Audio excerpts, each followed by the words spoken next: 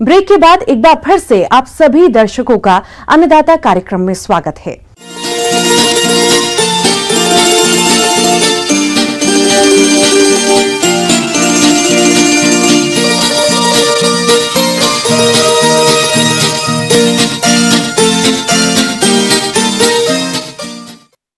प्रदेश के जो किसान मछली पालन से जुड़े हैं वो अभी अपने पुराने तालाबों को दुरुस्त कर फिर से उपयोगी बना सकते हैं, क्योंकि समय के साथ साथ तालाबों में वर्षा जल के साथ मिट्टी बहकर इकट्ठा होती रहती है, जिससे तालाब की जल धारण क्षमता कम हो जाती है। साथ ही मछलियों का आहार भी ठीक से नहीं बनता है।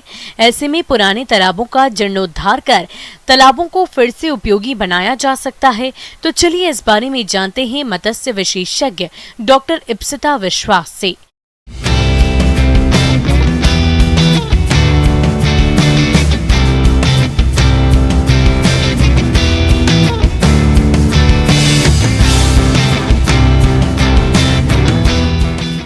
नमस्कार किसान भाइयों।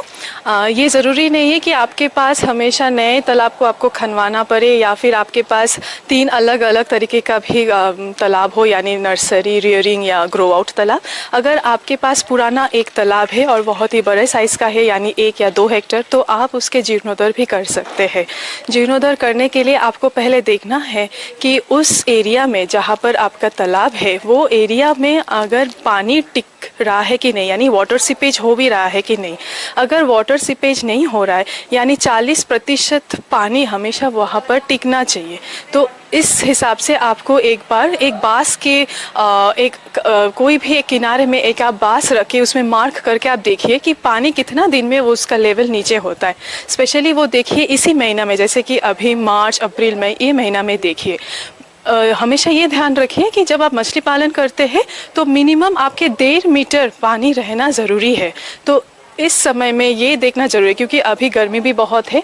तो इस समय में आपको देखना है कि आपके पानी, एक तो है एवापोरेशन होगा तो उसका कितना रेट है, और दूसरे है कि आपका जो सीपेज है, मतलब मिट्टी में एक जो नीचे तक निकासी हो जाता है, वो कितना प्रतिशत तक आपका वो निकासी होता है। तो इस हिसाब से आपको पता लग जाएगा कि वहाँ पर मछली पालन कर सकते हैं कि नहीं। यदि मछली तालाब सदाबहार है तो उनमें आमतौर पर जलीय खरपतवार अधिक उगते हैं। तालाब में खरपतवारों का अत्यधिक जमाव मत्स्य पालन के लिए काफी नुकसानदायक होता है, क्योंकि ये खरपतवार पोषक तत्वों का उपभोग करते हैं, जिससे तालाबों में मछली की बढ़वार कम होने लगती है। इसके अलावा ये खरपतवार जंगली मछलियों को आश्रय देते हैं।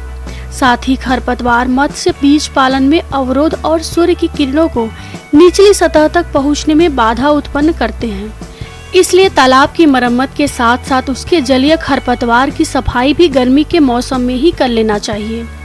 खरपतवार का नियंत्रण के लिए बाजार में कई खरपतवार नाशक रसायन मिलते हैं, परंतु खरपतवारों को मजदूरों की सहायता से साफ कराया जाना सबसे उत्तम तरीका है। और साथ ही साथ पानी का जांच, ये आपको बहुत ज़रूरी है। एक है पानी का तापमात्रा, वो कितना होना चाहिए, 28 से 32 डिग्री सेंटीग्रेड तक होना चाहिए। उसका पीएच वो थोड़ा क्षारीय की दिशा में होना चाहिए, यानी 7.5 से 8.5, पर उससे अधिक नहीं होना चाहिए। जब उससे अधिक होता है तो आपको फिटकरी का इस्तेमाल करना पड़ेगा। पर उससे पहले आप देख लीजिए कि आपका जो बांध है, वो बांध में कभी कभी क्या होता है, बहुत सारा जितना भी जीवाणु है वो अंदर उसमें घुसा रहता है, और तालाब के मिट्टी के अंदर में वो थोड़ा वो होल बना देता है, जिसके कारण तालाब के मिट्टी का जो बांध है और जो उसके पास जो उनका टिकाव है वो उतना ज़्यादा स्ट्रॉन्ग नहीं रहता है। इसके कारण जो उसके जो मिट्टी है वो धंसते बहुत ज़्यादा है। बरसात का मौसम प्रारंभ होने के पहले तालाब के बांध को मजबूत कर लें तथा पानी के आने और निकलने का रास्ता ठीक कर लें। हमारे जिन किसानों के पास पुराने तालाब हैं और कई सालों से उसकी मरम्मत नहीं कराए हैं, तो तालाब की मरम्मत के लिए पहले आप तालाब से पूरी मछलियों को निकाल लें और तालाब का पानी पूरी तरह से सूखने के बाद 1 फीट मिट्टी निकलवा लें और उस मिट्टी से बांधों को मजबूत कर दें। उसके बाद तालाब में अच्छी तरह से धूप लगने दें और हो सके तो जुताई भी करवा दें। यह कार्य भी आप जून से पहले कर लें।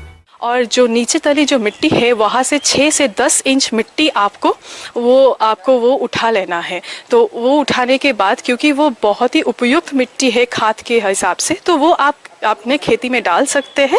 और आप उसके नीचे जो है वो गोबर के लेप देने के बाद एसएसपी और यूरिया भी डाल दीजिए।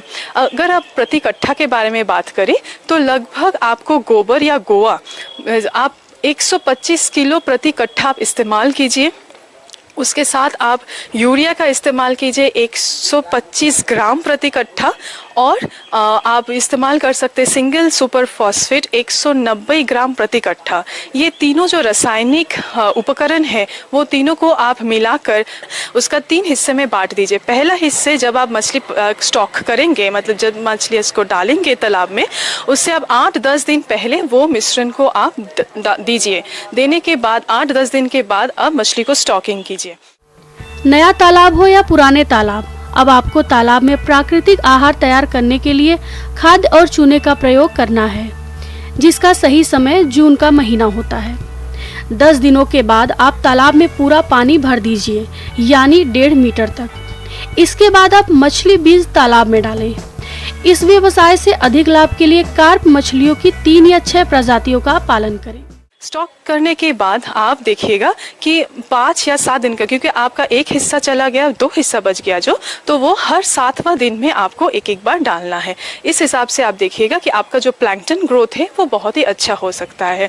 जिन लोगों के पास ज़्यादा बड़ा तालाब है वहाँ पर पानी निकासी करना बहुत दिक्कत होता है, तो मेरा ये कहना है आप पूरा ना निकासी करके उसका 20 to 30% पानी को आप एक्सचेंज कर लीजिए। इससे क्या होगा, पानी में जितना भी टॉक्सिसिटी है वो धीरे धीरे चला जाएगा। एक चीज़ हमेशा ध्यान रखिएगा कि जब आप मछली पालन कर रहे हैं और वो पुरातन तालाबों में मछली पालन कर रहे हैं, तो हमेशा ये सोच के कीजिए, क्योंकि आपको वहाँ से ज़्यादा मछली उत्पादन लेना है। तो इसलिए मेरा एक नया सिस्टम आया है, वो है कि एडवांस्ड फिंगरलिंग को स्टॉक करना। एडवांस फिंगरलिंग यानी 100 से 150 ग्राम की मछलियाँ। तो वो शायद थोड़ा महंगा पड़ सकता है, पर वो जल्दी विकास करने के लिए आपको 5 से 6 महीना में लगभग 1 किलो मछली हो जाएगा। तो जहाँ पर आपको 7-8 महीना में जहाँ आपको लगभग 3 से 4 टन मछली मिलता, वहाँ पर आपको 4 से 6 टन मछली मिलेगा, वो भी 2 टाइम में। तो ये आपके लिए बहुत ही सुविधा होगा।